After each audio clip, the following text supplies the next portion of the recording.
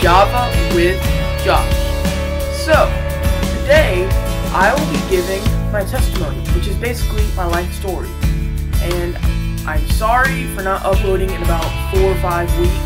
Holidays have been crazy and other stuff has been crazy that I will explain to you in this video. So, yeah, this is my life story. I was born 2001 in Baton Rouge, March 27th, 2001, here in Baton Rouge. I have a mom and dad and 3 older sisters, so that makes me the only boy and the youngest. These are matches and stuff I grew up with. But yeah. So, we lived here in Baton Rouge for about a year. I was 1 year old, and then my mom and dad got a call to move to Sulphur Springs, Texas, because my dad's a youth pastor, my mom's a children's pastor, and they were going to go to Sulphur Springs, Texas, or we all were going to move to Sulphur Springs, Texas, to become the new youth pastor and children's pastor. So, we moved there, and I don't really remember a lot of it, because I was 1 year old. You don't really remember any of that. So, we lived there for 10 years about that time. So all I really knew was Sulphur Springs, Texas. All I really knew was that little church we grew up in. All I knew was my friends there in that neighborhood, that street. We had a little name for our group. It was called the Joe Lang Gang, because that was the name of the street, Joe Lang. And yeah, so we basically all grew up together. And just kind of got a lot of good memories. So, we lived there for about 10 years, and then my dad gets a call to go back to Louisiana to become a youth pastor. And we were already praying at the time that God wanted us to move again. And so, this kind of opened up our eyes to, okay, now this opportunity is opening up, and we've been praying to God, please show us, should we move back? We moved back. And, we lived, well, my dad was a pastor at that church for almost 3 years. Then we moved to a different church, and we were out of that church for about a year, if that long. And while my dad resigned from that church, me and my sister, my oldest sister, Sarah, we were in a pretty severe car accident. We were heading up to the church where my dad pastors at right now, and we were going up to help set up for an event they were having, and some guy just ran a stop sign and ran us off the road, and my sister swerved to miss him, and we hit a tree going about 45, 50, and once we hit the tree, the guy took off in his car and didn't stop. And once we hit, we fell down in the ditch after we hit the tree. And once we just fell down like this, and we were just at this angle, I was like, Sarah, my leg's broken. And the way I asked it was kind of like I was asking myself. It was kind of like a question. I was like, Sarah, my leg is broken. Kind of like, I don't really believe it's broken, but it feels like it's broken, but I've never felt a broken bone before. So, that was pretty crazy. And then I just keep saying that, Sarah, my leg's broken. My leg's broken. And I just couldn't realize it. And so, she jumps out of the car to go call 911, and some other people stop, and I can see them in my window. They're like, oh my gosh, and stuff like that. And so, I just don't panic. I'm just kind of like, whoa, what's going on? I've never experienced anything close to this besides getting hit in football. But it wasn't even anything close to that. Oh my gosh, no. But, so I start jiggling my door handle, and my door is jammed. I'm like, oh no. And the first thing that comes to my mind is all the movies I've seen is the car's about to explode. So I start freaking out, and, well, not freak out, but I'm like, oh, okay, I need to get out of here. So I pick myself up with my back 2 hands like this and try to get out through her side, through her door. So I was in the passenger seat. And when I did that, I felt my leg, like the top part came up, but the bottom part didn't move. That kind of freaked me out a little bit. Instantly, my mind just started to laugh it off and make a joke about it, and it didn't work out that way so much. I don't know why, but every time I really go through severe pain like that, I always try to find a funny way out. I don't know, that's just my characteristic. So I'm like, oh no, this isn't gonna work. So I scoop my right leg up with this hand, and I'll grab it like this and just try to scoot back with this hand and get out of the car. So a guy on the phone with 911 comes in past the driver's door, and he says, "Don't move. I'm on the phone with 911. They said if your leg is broken, don't move. That'll make it worse." So I had to sit there in the car talking to this guy. His name was Justin, and we just had to talk. And that was probably the hardest moment of my life, not to scream and start to cry. I was at least in the car talking to him for about 15 minutes before the fireman showed up, and I just kept saying, my leg really hurts, Mr. Justin. My leg hurts. It really hurts. I just kept saying that over and over. And he was like, "I know, buddy. You just got to talk about something else." So we just started talking about the randomest stuff. What kind of music I liked, what I do, what kind of sports I play. It was just kind of crazy. And I just met this guy, and I didn't really meet him. He just jumps in my car. But he really, really helped me to not lose my mind in that car. And while I'm talking to him, this off-duty fireman comes by, and he says, What's wrong? What's wrong? They say his leg's broken and the car door won't open, and the ambulance and the paramedics and the firemen are on their way. So he said, "I've got a boy that age. I'm gonna open that door." So he kind of just put me as his son in his mind. So he'd really start get that adrenaline working and open that door. So by that time, about 15 minutes goes by, and my dad shows up. My sister called my dad, and he shows up, and he gets in the car, and he's talking with me like Mr. Justin is, and he just gotta calm me down and keep me from not passing out, because if I pass out with who knows what broken bones in my body and big boy like me trying to get lifted out of that angle, that would have not been good.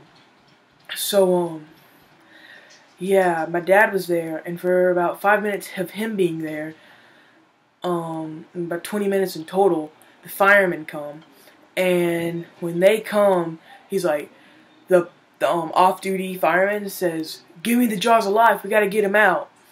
And they say, "We gotta charge it up." He's like, "Okay." And so he goes and gets his crowbar that's at least like 5 feet. Oh my gosh, the crowbar was humongous. And he just boom, boom, boom, whacking on that thing so hard. And while he's doing that, I'm like, "Dad, is it normal to move my hands like this and hear a pop?"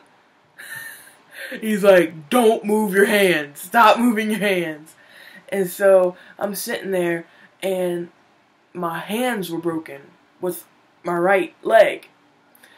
So I couldn't do anything. And I couldn't feel my entire right leg. My entire right leg was just inflamed with pain and numbness, and I just couldn't do anything about it. So I'm just sitting there, and I just kind of start thinking, I'm like, is this what Jesus felt like when he was on the cross? I know his pain was 10 times worse than mine, and I'm really not feeling good right now. And I'm just sitting there and just imagining Jesus on the cross. And he took that pain for me, and I was still in my mind, I was still thinking the car was going to explode, and I'm looking at all the people around me and like, these people are basically sacrificing their lives to save me. And that's kind of what I thought about Jesus. He sacrificed his life for me. And that was just cool how I got that mental picture, and I got kind of that physical picture of Jesus' love. And so yeah, that was a cool moment for me in my life. And then they get me out with the jaws of life, and they got to figure out how to get me out of the car. So they all start fixing and opening doors and saying what they're gonna do, but there was only one way, and it was the hardest way. I was gonna have to lift myself up, lay down on a flat plastic stretcher, and they're gonna have to carry me out through the ditch. And that ditch was deep and steep. And yeah, so I have to pull myself up, lay my leg flat, which hurt a lot. This whole process hurt a lot. I cannot exaggerate how much this hurt. There's nothing I can compare it to.